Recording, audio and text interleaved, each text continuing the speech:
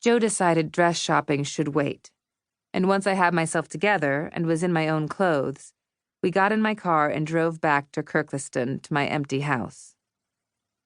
My friend insisted I sit down in our snug at the back of the house. It was our smaller, cozier sitting room, while she got us some wine. Once we were situated with a giant glass of red wine for each of us, Joe put on the stereo so Lord Huron played softly in the background, and she demanded, "Speak." The need to tell someone, to share how lonely I'd been feeling these last few months, made the confession bubble up out of me. I didn't feel cornered into sharing. I knew I needed this. Nate had always been the person I'd turn to when I was feeling sad. Now that I didn't have him, it was time to lean on my friends. It started with Petey. Pain shimmered in Joe's eyes, and I reached out to squeeze her hand. 6 months ago, Cam and Nate's childhood friend Petey was killed in a car crash with his wife, Lynn.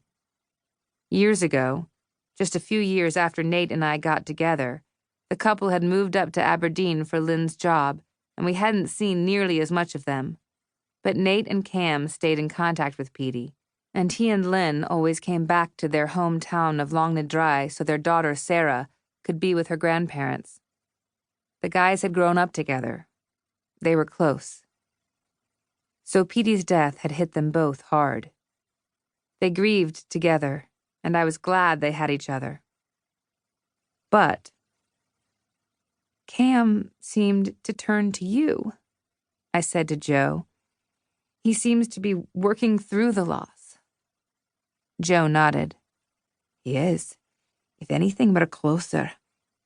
It was just a reminder that life is short, you know. Embrace what you have. Jealousy swept through me, and I hated myself for it. Nate turned away from me, I whispered, aching with the pain of it. Not physically. We still have sex, but it's like he isn't really there. There's no passion between us anymore, and we always had passion. Liv, have you spoken to him about it? I'm afraid to. I'm afraid to know what's going on in his head because I don't think I'm going to like it. I'm not what I was, I gestured to myself. I mean, I've never been perfect. But you know Nate, he liked his women any way he could get them. I wonder if this disconnect between us, this distance, is because Petey's death has made him think about his own life, and maybe it's not what he thought it would be. I'm scared he's unhappy with where our life is now. He's fallen out of love with me. I wiped at the tears that flowed silently and quickly down my cheeks. Never, Liv, never. Joe shook her head, adamant. This is Nate we're talking about. But you haven't been here. You haven't... It's the little things, you know? We used to kiss and cuddle after sex and talk about our day. In the morning, he'd always kiss me before seeing the girls, and then he'd kiss me before he left the house. I'd be doing the dishes or making dinner or pottering around, and if the girls were out of sight, he'd come up behind me and feel me up like we were teenagers. It's all gone now. It all stopped after Petey died, and I have no clue what that means. I feel him slipping through my hands, and I have all these thoughts racing around in my mind. What thoughts? That maybe he has met someone else? The words were out before I could stop them, my deepest fear finally given a voice. Joe looked horrified by the suggestion. No way. Nate would never cheat on you. I know that. I did know that.